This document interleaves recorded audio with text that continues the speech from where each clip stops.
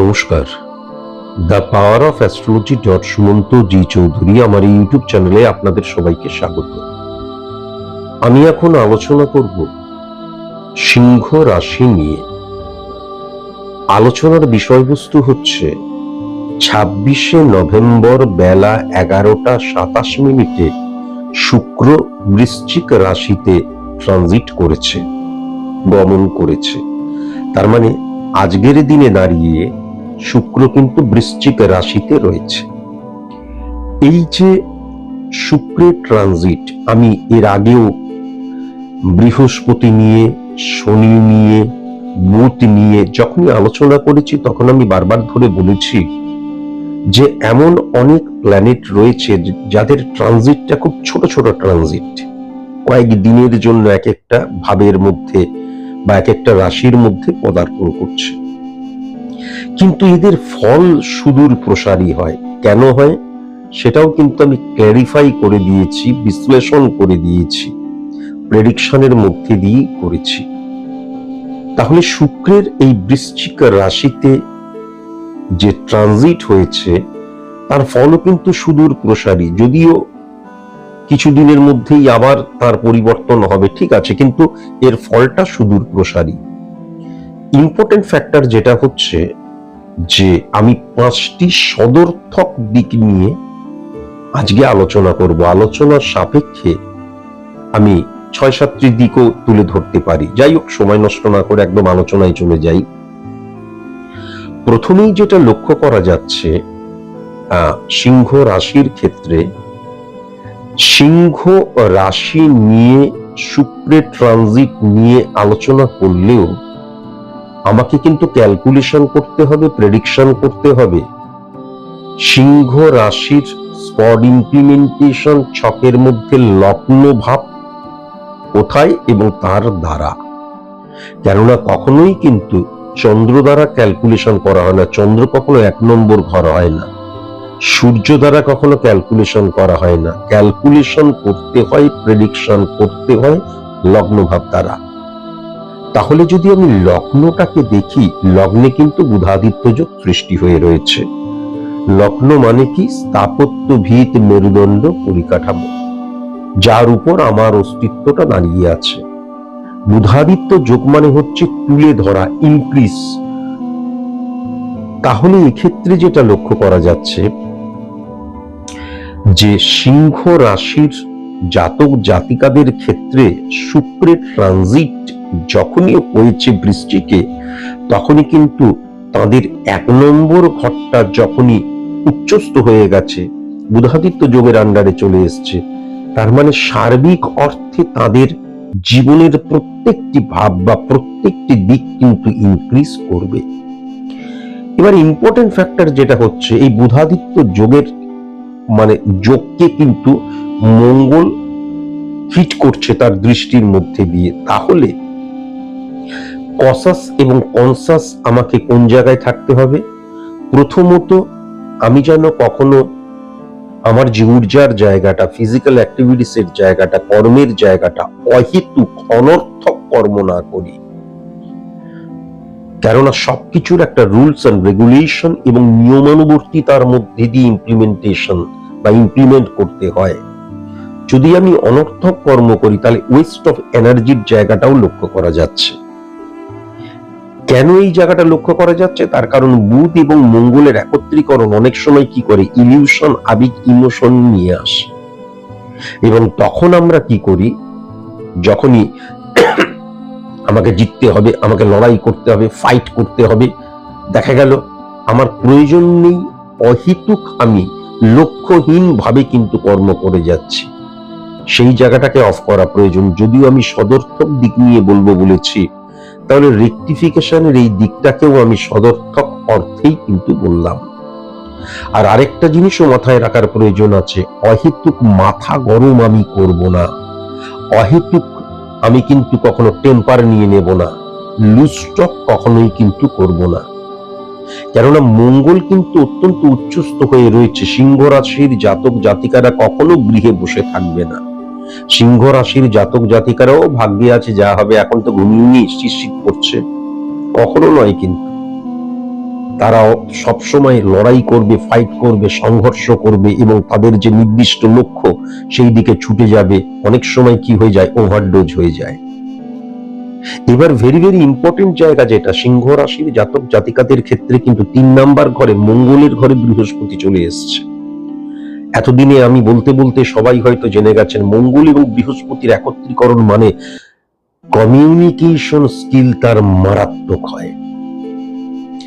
হ্যাঁ, কমিউনিকেশনের জায়গাটা মারাত্মক হয়। সুতরাং লুজ টক বা অহেতুক আর্গুমেন্টে যদি আমি না যাই, তাহলে কিন্তু আমি কথা বেছেই কিন্তু মানুষের মন জয় করে নিতে পারবো, কথা দিয়েই কিন্তু মানুষের মন জয় করে নিতে পারবো।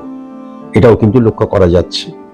ইম্পর্টেন্ট ফ্যাক্টর যেটা, 4 নাম্বার ঘরে শনি এবং বৃহস্পতির অবস্থান। 18 অক্টোবর রাত 9:39 কর্কটের ঘরে যখন বৃহস্পতি ট্রানজিট করেছিল, আমি বলেছিলাম 2026 এর জুলাই মাস পর্যন্ত বৃহস্পতি এবং শনির যে কম্বিনেশন, সম্পর্ক অত্যন্ত পজিটিভ থাকবে। তাহলে সেই বৃহস্পতির ঘরে শনি বসে থাকা মানে হচ্ছে 4 নম্বর ঘর মানে জীবনের আনন্দ লক্ষ্য করা যাচ্ছে। 4 নাম্বার ঘর দ্বারা হচ্ছে আমার সাংসারিক জীবন, ব্যক্তিগত জীবন, ভেরি নাইস লক্ষ্য করা যাচ্ছে। মাতৃভাব ভেরি নাইস লক্ষ্য করা যাচ্ছে। এবং যে সফলতাটা আমি চাইছি তার জন্য নিজেকে কি আমি উপযুক্ত করছি, সেটাও কিন্তু অত্যন্ত পজিটিভ ভাবেই আমি লক্ষ্য করতে পারছি। ইম্পর্টেন্ট ফ্যাক্টর যেটা হচ্ছে যে আমি যদি খুব ভালো মতন 6 নাম্বার ঘরটা দেখি এবং 7 নাম্বার ঘরটা দেখি, 1 2 3 4 5 6, 6 নাম্বার ঘর এবং 7 নাম্বার ঘরটা দেখি, অর্থাৎ কুম্ভের ঘর এবং মীনের ঘরটা দেখি, শনি এবং বৃহস্পতির কম্বিনেশন রয়েছে। আবার যদি দেখা যায় 6 নাম্বার ঘর অধিপতি গ্রহ কিন্তু 7 নাম্বার ঘরের অধিপতি গ্রহের ঘরেই বসে রয়েছে। 6 নাম্বার ঘরে যখন শনির কানেকশন ক্রিয়েট হয় তখন শত্রু নাশ হয়ে যায়। তখন আমার অসুস্থতা দেখা যাচ্ছে, আমি ট্রিটমেন্ট করছি অবশ্যই আমার রোগকে পুষে রাখলে তো হবে না, আমি ট্রিটমেন্ট করছি কিন্তু আমি সুস্থ হতে পারছি না, আমি কিন্তু ওভারকাম করব ডেফিনিট ভাবে। আমার প্রচুর ঋণ রয়েছে, এবার সোর্স অফ ইনকামটা আমার বৃদ্ধি হবে, এবার অর্থটাকে সঠিক মতো ইমপ্লিমেন্ট করতে হবে। কেউ ছুমন্তর ছু বললেই আমার সমস্ত ঋণ পরিশোধ হয়ে যাচ্ছে তা নয়।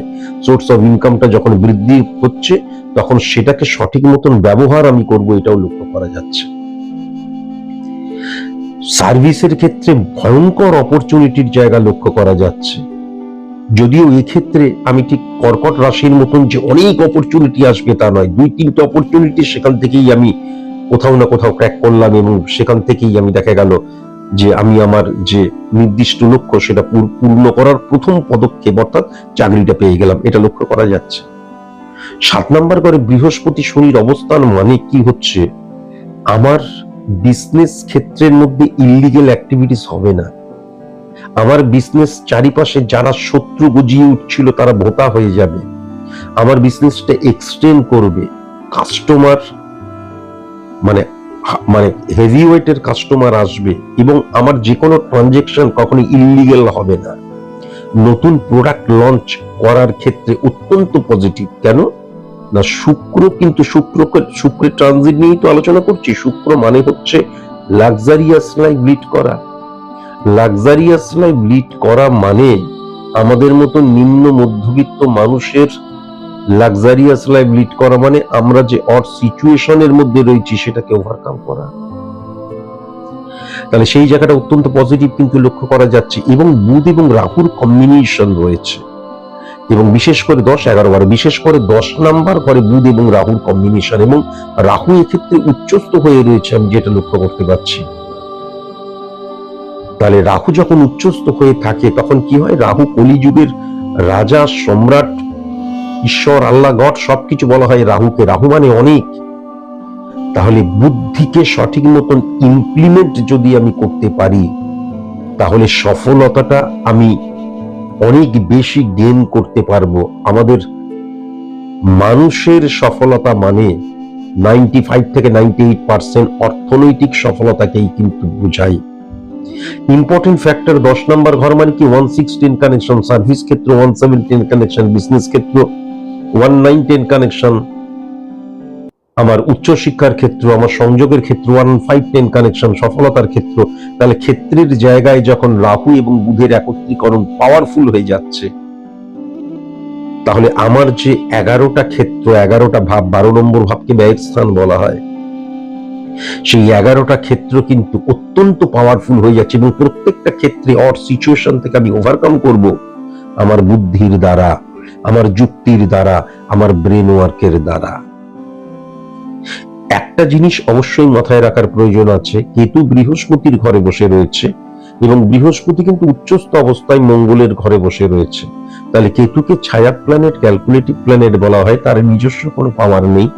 পাওয়ারফুল কোনো গ্রহের আন্ডারে যদি বসে থাকে তাহলে কিন্তু পাওয়ারফুল হয়ে যায় কেতু। কেতুকে স্যাটিসফ্যাকশনের কারো কথা বলা হয়। তাহলে বৃহস্পতি যখন পাওয়ারফুল হয়ে রয়েছে, কেতুও পাওয়ারফুল হয়ে গেল, তাহলে কেতু উচ্চস্থ হয়ে গেল।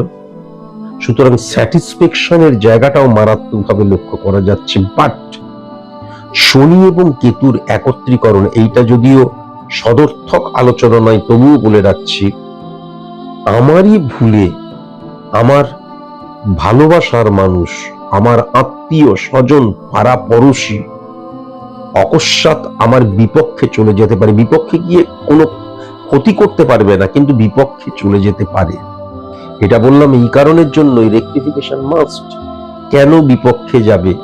যারা আমাকে ভালোবাসে, যারা আমার কাছের মানুষ, আত্মীয় স্বজন, পাড়া পড়শি, প্রতিবেশী। তাহলে সদর্থক দিক দিয়েও কিন্তু যদি দেখা যায়, তাহলে আমার যে মানসিকতা, মনোভাব, সেটাকে কিন্তু চেঞ্জ করার প্রয়োজন। কেননা আমি যদি আমার মানসিকতা, মনোভাব, দৃষ্টিভঙ্গিটাকে চেঞ্জ করতে পারি, এবং যখনই আমি অনেক বেশি কর্ম করব না, তখনই অনেক বেশি ভুল কর্ম করে ফেলি। তাই জন্য সংযত হয়ে যদি চলতে পারি, তাহলে 3 নম্বর ঘরে বৃহস্পতি এবং মঙ্গলের একত্রীকরণ কমিউনিকেশনের জায়গাটাই কিন্তু বরঞ্চ মানুষ দূরে চলে যাবে না, মানুষ কাছে আসবে, বিশ্বাস করতে শুরু করবে। তাহলে সদর্থক দিক দিয়েও এই রেকটিফিকেশনটা যেন অবশ্যই আমরা করিয়ে নিই। আজকের এই আলোচনাটা পুরোটাই সার্বিক মতে করলাম এবং জাস্ট একটা পূর্বাভাস। যদি মনে হয় স্পেসিফিক ভাবে আপনার সম্পর্কেই জানতে হয়, তাহলে অবশ্যই কিন্তু আমার চেম্বারে আসতে হবে। সেই চেম্বার ডিটেলসটা আমি এখন দিয়ে দিচ্ছি। ধন্যবাদ।